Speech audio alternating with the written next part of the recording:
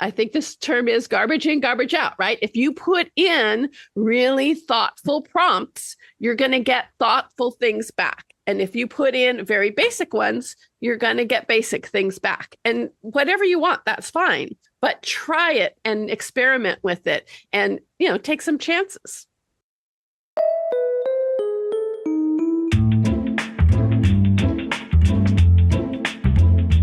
Welcome to No More Bad Events, a fun and insightful podcast for professional event organizers and for anyone at any level interested in producing nothing but the best events.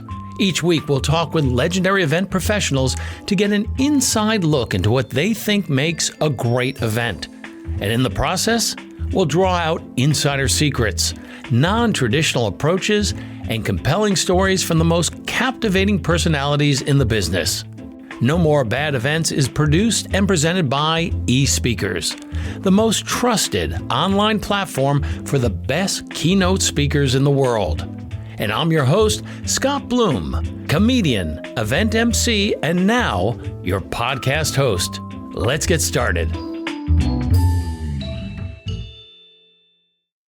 Hey folks, thanks so much for dropping by. Earlier this year, I think we were all saddened with the passing of Marin Bright, one of our industry's most lauded professionals, and of course, one of our brightest. As founder and CEO of Smart Meetings, not only did Marin support the entire industry, but she also cultivated some amazing talent within her organization. And as evidence of her smart thinking, with us today we have JT Long, Vice President and Content Director at Smart Meetings. JT was with Marin for 7 years, so she learned quite a lot. And along this journey, something really big happened. Something that is impacting the events world and something that needs to be at the forefront in planning in all of our smart meetings. It's called AI. And JT is all over it. In today's episode, we delve into the fascinating world of artificial intelligence and its expanding role in event planning. JT shares insights from webinars, personal stories of AI's practical uses, and highlights from their work at Smart Meetings.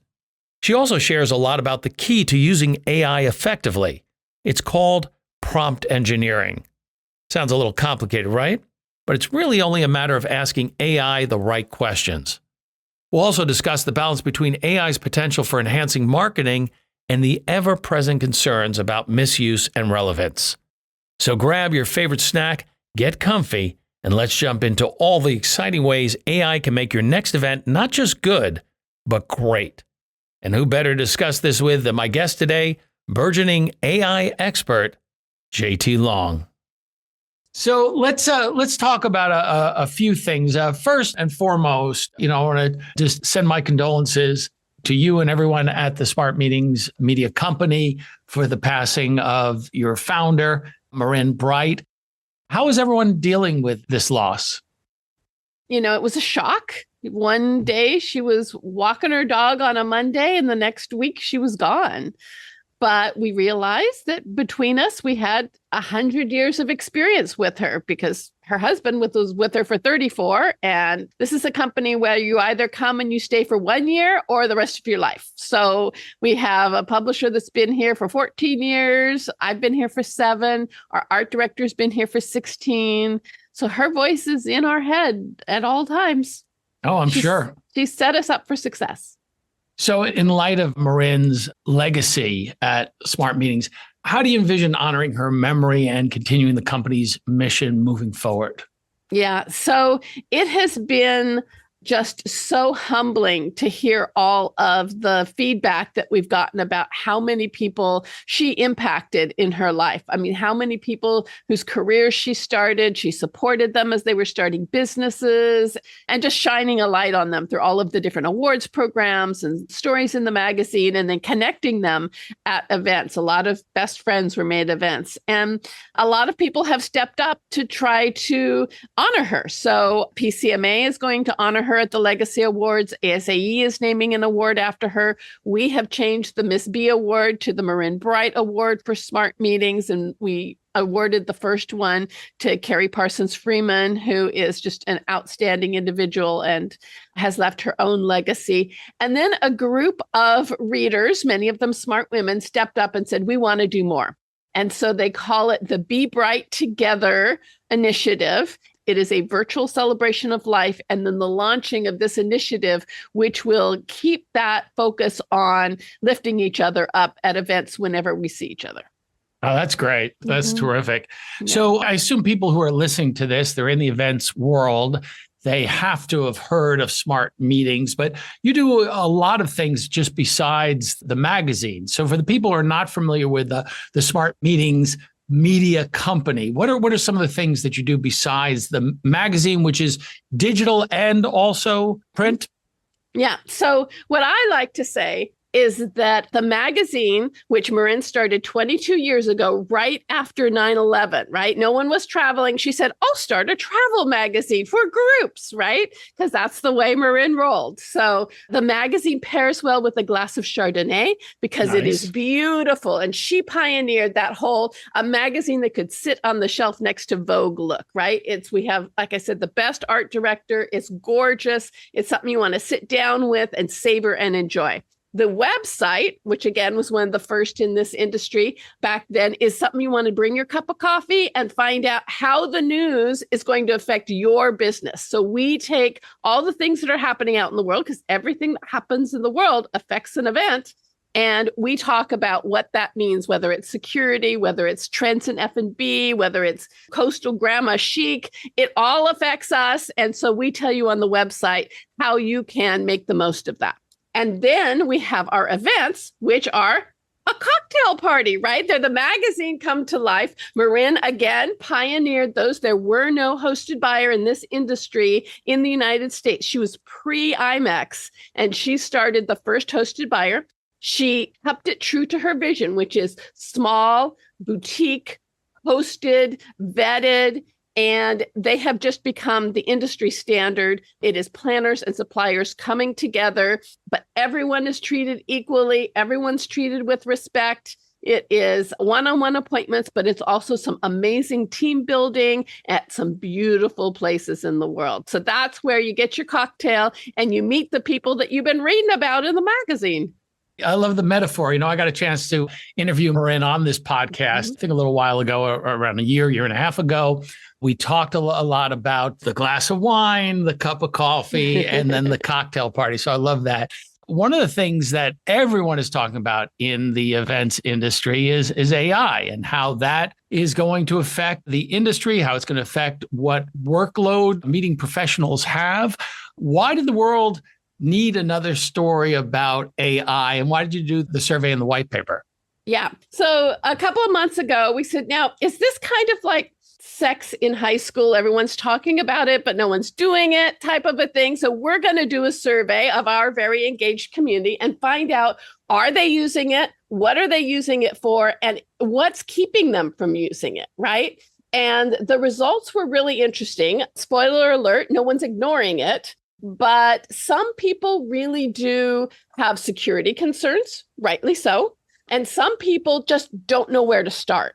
So that was the big part of it. But as far as what they're using it for, I mean, it's everything from contracts to agendas to it's actually very good at analyzing data, which is something that we're not always really good at because we're so busy planning the next one. We didn't do all of our analysis on the previous one.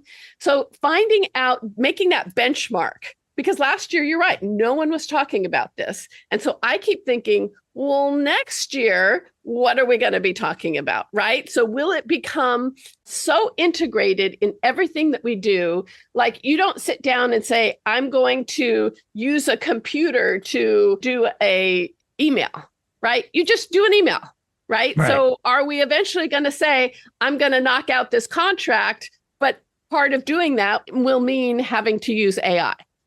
So how have you grown from doing this survey and white paper. I kind of feel like you might be a burgeoning expert on this subject, at least where it applies to the events industry. Well, I will tell you that for the January, February magazine, I actually sat down and used AI to make the cover. I put in, I want this, I want it to look like this picture, give me a rainbow. It took back and forth, 5 or 6 times asking it to adjust it. And then Dolly sent us a cover that we printed and is on the front of the magazine. And it doesn't take being an expert. It takes just being able to think through the process and understand at the other end. Here's the other thing that I did. I interviewed really smart people, which is right where I go to first. So we partnered with Zenus AI, which is Nick Borelli. You've probably interviewed Nick. Right. I have not, but he's on my list. He should be on your list. Yeah. He's great. So we partnered with him on the white paper, and he came to speak for us at our innovation event in Texas. And he did a couple of things. So first of all, he explained that, I love the way he put this. He explained that we all have been producing at our best B+ events. And now anyone just coming out of school can do a B+ event. But since we can use the tool to get the basics of what a menu looks like, what the agenda looks like, those sorts of things, the email marketing, that we can then use that time to go the extra mile we never had the time or the budget to do. And so it allows an experience planner to put all of that experience to work in ways they couldn't before. Because that was always one of my questions is, if AI is going to take all of the mundane stuff off of it, what is that stuff that humans are better apt to do? And so he went through what AI is good for, which is a lot, but what AI is not. AI doesn't have empathy. And empathy is what sets people apart. Also, what I think sets smart meetings apart, because Marin had great empathy for our audience. She knew if a room was too cold or too hot. She was just like on it. And so I think that is where humans have to come in. Is there's no longer that blank piece of paper staring at you, right? Now you've got all kinds of stuff on the piece of paper. And the better you are at what he calls prompt engineering, which is putting in prompts that are specific, that are comprehensive, that are thoughtful about what it is you want on the other end and what the experience will feel like and how long it is. And then you go in and you take it up that next A+%, right? So what I've learned from talking to really smart people is that basically we don't have a choice as to whether we're going to adopt it. It's in everything. It's going to be in your Word documents. It's going to be in your podcasts and your webinars. It's going to be in your dishwasher. Like, it's everywhere. And it's just a matter of using it in a smart way and not just taking what it feeds out, but thoughtfully making it work for you and your needs. Yeah, I think that's where the creativity is going to come in, is how do you, as you said, with the prompt engineering and then getting that second look. I love the idea that nowadays in any creative endeavor that you're not looking at that blank page. You can get something to start, to generate, ideas. We are looking at AI to streamline a lot of the, event planning processes. What impact do you believe this will have on the future of the events industry? Again, it's not my opinion. It's people that I have asked. So if it's wrong, it just means. That's why I said you're a burgeoning expert. But yes, I know you have a lot of people around you and you've been doing some research, putting this paper together. So yeah, just in your humble opinion. Yeah. So the biggest thing is what Nick says is that AI at the worst is going to be going forward. Like, it will only get better from this. Every day, all the things that are so clunky about it. So for instance, I tried to make a t-shirt and I put in the words I want on a t-shirt. Every time it spells it wrong. You put in the letters and the words, but it's just taking bits and pieces from that. By next year at this time, it's going to already know that I want a t-shirt, and it's going to give me a logo and 5 places that can make it for me, and the pricing and the shipping, right? And so what we did at that innovation event is that we did, after we learned about why, because the biggest stumbling block is how to start, is we had them do it. We broke them into 12 teams. We said, create us an event in an hour. We got 12 completely different events. And basically they used AI, and then we judged them. We called it a smart tank. So it's like a Shark Tank, but we were the judges. And the difference between them was how creative they were in the prompts that they put in. They came up with a title for it, a marketing slogan, and a menu. So everything from the marketing to the menu in an hour, 12 completely different ones, really in depth, like how to deal with everyone's food allergies, how to make it match the food, match the theme, how to present it, like the whole thing. But you could see the difference in the 12 teams based on how much thought they put into the prompts that they supplied. I think we're going to see more and more of that to get people in a workshop situation. We did that before with pitching ideas when people were going through sales processes or marketing exercise where everyone would put something together.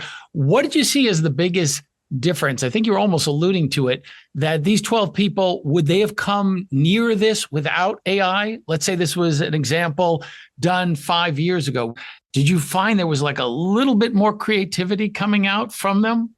Oh, it's just the sheer quantity. Like in an hour, a team would not have put together a full menu and a prompt because they would have just tried to be naming it right for an hour. But instead, because they could just put this in and then come out with all of these different choices and all they had to do was tweak the choices, it made it so that there was just the quantity and the depth of information that would then have to be massaged and brought back if you were a third party to the client and see what they wanted, right? But yeah, in the olden days, even a year ago. Yeah, a year ago is the olden days. You wouldn't have gotten that far. Yeah. And how do you think people are going to be using AI to create more personalized and engaging experience for attendees? Do you think they're going to be putting in prompts about that particular group and go, hey, I want something very specific for them? Yeah. So I think that's where the data analysis that AI does so well comes in handy. One of the things that Nick suggested is taking all of those feedback forms that you get or don't get and taking a year's worth of them and putting them into AI and then asking, what are the things people like best about our events? What are the things that they like least? What are the commonalities of the low scores? What are the commonalities of the high scores? Because if you do say 8 events a year like we do, and you just look at them in isolation from each time, you go, oh, they didn't like Susie and they didn't like Joe and they didn't like this, right? But then you go, oh, when it's an east-facing room and it's winter, they give lower score, So there are a lot of nuances that I think that AI can pull out that will help us to meet the needs that our attendees don't even know they have. Facial sentiment analysis gets worked into that. All of those different things can help us to give people things that they aren't able to articulate, but they feel it in their gut. So we are now going into whole new terrain. What about the ethical considerations? Should event planners take this into account when incorporating AI into their event strategies? What did Nick say about that? I'm sure ethics has come up. I think that's a very important point. And I think that's something that planners really need to think about. And Nick didn't tell me this story, but I heard a story about a large company that was using AI for their contracts and then found that their clauses were showing up in other contracts. Because once you put something into AI, it's in AI, right? So if you're putting your marketing plan into AI, pieces of it could show up. I mean, there's copyright issues we need to think about. And I will say PCMA Spark has thought very thoughtfully about this and has made limitations on how data will be used or not used, because it still needs to educate the system in order for it to, artificial intelligence needs to be trained, but it also needs to be contained in a way that we're not putting all of our secrets out there into the world. And there's still a lot to be resolved as far as copyright. What does copyright even mean in this world? And that's, I'm going to leave up to probably the Supreme Court to make those decisions. Right. This could be overwhelming for the minority, I think, at this point, but I don't know. I don't know if it's a minority. I think, did you get a percentage of how many people are using it and how people are just dipping their toes in the water? Yeah. So I think the people that said that they felt that this was going to be a major help for them was over 50%, was close to 60%. But there was also about a third of them that said that, they had concerns and they were waiting for their company to tell them what the parameters and the guidelines were going to be around using it. And for the people who are maybe novices at this or, are just slowly getting involved, what do you recommend is the best way to get a better understanding of how you can use it and to get some practice using it? Do you folks have a webinar on that? Or are there any other suggestions of where to go? Yeah, we do have. I've done a couple of webinars on it. We have one coming up with Nick and a very intelligent woman from Merritt's, Amy. And then I will tell you a story. So the best thing to do is just use it, right? My son's 29th birthday was coming up and I asked him what he wanted and he didn't know. And I asked his sister, and usually she tells me, she runs our family and she didn't know. And so then I asked AI and it took me a couple times back and forth, but it came up with a fabulous birthday present for him. I put in what he likes. I put in that I was his mother. Like the first time I didn't do that, it changed when I put that in. I put in all of the different parameters and it came up with an idea I never would have thought of on my own. Yeah, for present to personalize things, that's a great idea. So with AI, in the future, how do you think it's going to affect marketing and promotion? How can it be used to drive attendance and engagement? I'm sure that's going to be very powerful. Yeah. So, any tool can be used for good or for bad. So there will be some people who will use it to, and we're already seeing it, try to trick us into thinking that people are sending us emails that aren't. And those sorts of things are going to be frustrating. And we will figure it out. But as fast as we figure it out, they'll unfigure it out. But ideally, it will be used so that we're only getting the stuff that really fits for us. I mean, you're not going to believe how many emails I get for things that have nothing to do with my audience. I mean, not just a little off the mark, not just the wedding people, right? But also the things that are, just so off the mark that we would never write about. And hopefully we will get fewer of those emails because they're going to actually understand who our audience is and our community and what they need. Fingers crossed. And what else for event planners? Okay, they're watching the webinars, they're experimenting with it. What do you think some of the resistance is? Like when I first experienced AI and I was like, oh, it can give me ideas. It felt a little like cheating. Now I see it just like everything else. It's just another tool. It's the same thing as searching on Google, and you're still going to have to work it. Do you think people have a little resistance? It's not really fair. We're kind of cheating here. I should be able to come up with this on my own. Yeah, I heard a story. I seem to be using a lot of food metaphors, huh? Going back to Betty Crocker in the early days, when they first started having cake mix, they had everything in it. You just dumped it into the pan, added water, and put it in the oven. And no one wanted to use it because they said, well, that's not making a cake, right? That's assembling it. So they said, okay, well, we'll take the egg out. So you have to put egg and water in it, mix it, put it in the oven. Now it's a cake, right? You're making a cake and you can be proud of it. Well, the same thing I think with this is you have to see it as the ingredients. You still have to put in the egg and the work and the thought and the water, and it's always going to be a matter of how thoughtful you are about how well you do that. So no more do people feel that they're cheating when they make a cake or they type something instead of doing it all out in longhand, or eventually it just becomes how it's done. Yeah, I think it's just start doing it and getting used to it. And yes, as you see, it's just like putting any prompt you put in Google or learning anything else. AI is going to be constantly evolving, and it's going to be evolving in the event industry in the coming years. What potential advancements or innovations do you anticipate in AI-powered event planning tools? Have you seen some new tools that have come out?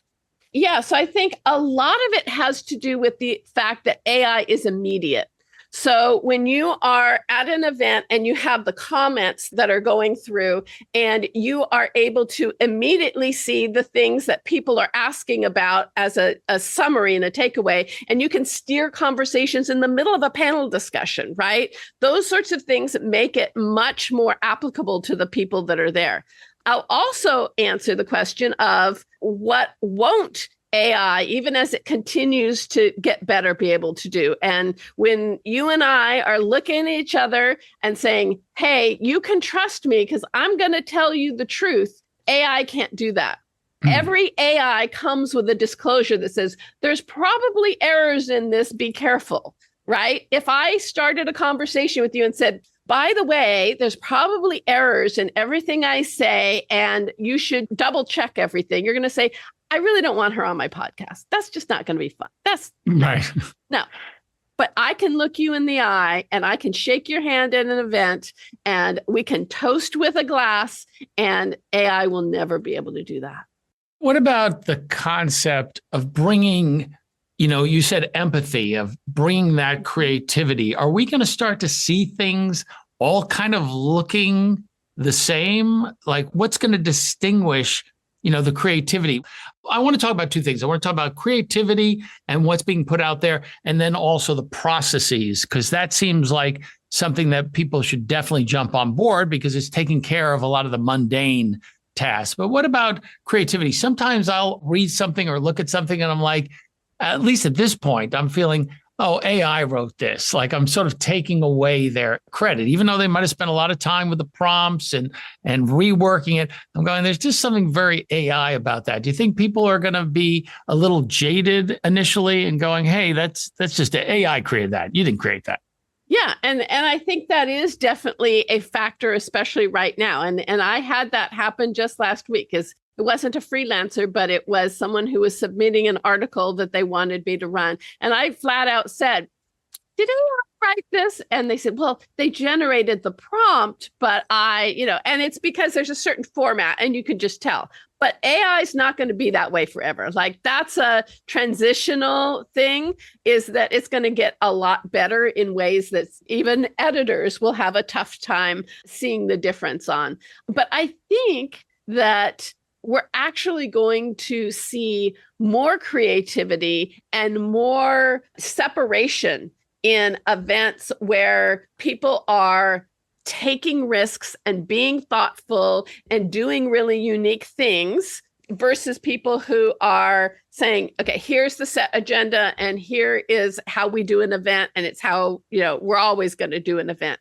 And I think it will release the people that want to really take things to another level. And we saw that in those 12 teams just in our exercises. People who, made sure that the menu had butterflies and the colors and lots of puns, and the people that just had, the most obvious solutions. And I think you're going to see a greater disparity. Yeah, it'd be interesting if, when you do in a positive way, see that little bit of difference out there, that things are going to take a little, maybe a mini quantum leap of creativity where things are pretty special. You're like, oh, wow, there's puns here in the menu. That's kind of fun, right? So I think you were moderating a panel on AI coming up. What is the panel? I mean, probably a lot of what we talked about, but is there one thing that you want to maybe ask the panelists, something that would give information to the people in your audience that you think would be specifically helpful? Have you worked on that? Yeah. So this is the Northwest Event Show panel I think you're talking about. And it's called What is AI Good For Anyway? And it is Nick and it is Tahira Andine talking about some of the things that they're finding through IMEX and some of their partners. And a lot of it is audience feedback. So, I mean, here we are in tech land, right? Seattle is just full of some really smart people. And so I'm going as much to share the research that we did. And we're starting out with a poll that mirrors the poll I did in the white paper so that we can see if in 2 months, if things have changed, if this audience is different, more sophisticated, where our benchmark is going, because a benchmark is a living thing, right? It's going to change over time. And so I'm there as much to learn from the audience as to share something with them. But we definitely want to encourage them to just test it out, try, and then that message about it's like any computer, right? I think this term is garbage in, garbage out, right? If you put in really thoughtful prompts, you're going to get thoughtful things back. And if you put in very basic ones, you're going to get basic things back. And whatever you want, that's fine. But try it and experiment with it and, take some chances. And as you said, AI is constantly evolving, changing almost week to week now. Even ChatGPT is adding things constantly. Do you think now there'll be a specific column or area of smart meetings that will be dedicated just to AI so that people can keep on following it? Do you have an AI contributor at this point? Yeah, so we have our smart tech column, and any month that we aren't doing an AI feature, which the last 2 months we did the white paper, and then we did a story about how contracts are being used for AI specifically and how they aren't. And then we do in the column, which is a 2-page column, we do AI. So there is definitely AI in every single issue, usually in the smart tech column, sometimes in smart tech and a feature. So as a seasoned professional in the events industry, what advice would you give to aspiring event planners looking to establish themselves in the field? Now they're coming into the industry, someone's young now. How important is it to come in with this AI understanding? And what are some of the things that they should consider coming into this field? You know, personally, I think once you have that comfort and that desire, that passion, it's sharing it with the C-suite. So the biggest thing is all of those concerns that you brought up and that some of the people in my survey brought up and that you see in headlines all the time, those executives who often are very risk averse, right? This is a risk averse industry, have to be convinced of the benefits. They have to see the ROI. They have to see that you've thought of all of those other things and you have guardrails in place so that they're not going to end up in a Supreme Court case, right? So being able to explain what you want to do, why you want to do it, and what the benefits are to your C-suite is the best thing you can do as a planner that wants to try something new. I think the purpose of this conversation we're having right now is to let people know AI is here in the events industry. You need to get aware of it. You need to start practicing it, that it isn't just a plug and play, that there's a process and you got to get used to the prompt engineering. You need to be able to take, once that is given to you, there's a bunch of creative ideas that you need to throw into the mix, and that constantly builds. That there's the opportunity now to come up with events that maybe you hadn't thought about and to curate the event from the beginning to the end and have that theme being dragged all the way through. And now you have someone, an artificial intelligence to be able to help you, get to that goal. And so I think we're definitely going to see some changes. And I would encourage all event professionals listening to this to definitely dive in, start working with it. It's going to save you a lot of time, take care of a lot of those mundane tasks. And as we said, maybe up the ante on creativity as well. Anything you want to add to that, JT? I would agree with all of that. The one thing that Nick would say if he were here, if I can channel him for a moment, is that this isn't something you have to learn on top of your job. You talk to AI just like you would talk to, in this case, say you're talking to an intern and explaining the job to them. You would use that same language to talk to AI. You don't have to learn coding. It's not a whole difficult thing that you have to do. And in fact, what you can do when you're all done is you can say, what did I forget, AI? Right? Like it'll then go back and double check itself. So don't see it as a burden. Don't see it as something that you have to learn. See it as a joy and something that you can play with and hopefully use to your advantage. And it's some great advice, and maybe that'll take away some of the fear of some of the people who are been afraid to jump in. It's a language we use, and I like that idea of talking to an intern. You're going to talk to them, and I think what a lot of people forget is that follow-up. Hey, is there anything I forgot? Is there anything else I can add? What else do you think? So keep the process rolling. JT, it has been a pleasure to meet you. I'm glad we got a chance to talk on this and on such a great subject. If I'm lucky, I can maybe get Nick on the show. And I know you channeled a lot of his wisdom, but maybe we can go even a little deeper. It's something that I think is real important. So thank you, JT. Thank you. It was a pleasure. You have a wonderful show. Thank you. Thank you. Bye.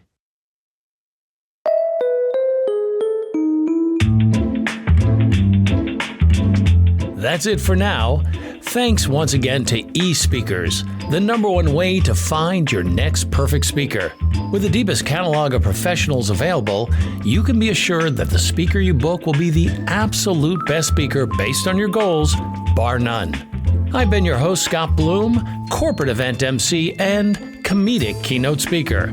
And of course, your connoisseur of connections. Oh, by the way, and if you're interested, you can book me for your next event on eSpeakers Marketplace at espeakers.com/marketplace. And if you like what you heard, subscribe on Apple, Spotify, Google Podcasts, or wherever you listen to your favorite shows. If you loved what you heard, drop us a review, and don't forget to share with your friends. Thanks so much for listening. Now go out and make your event a great one.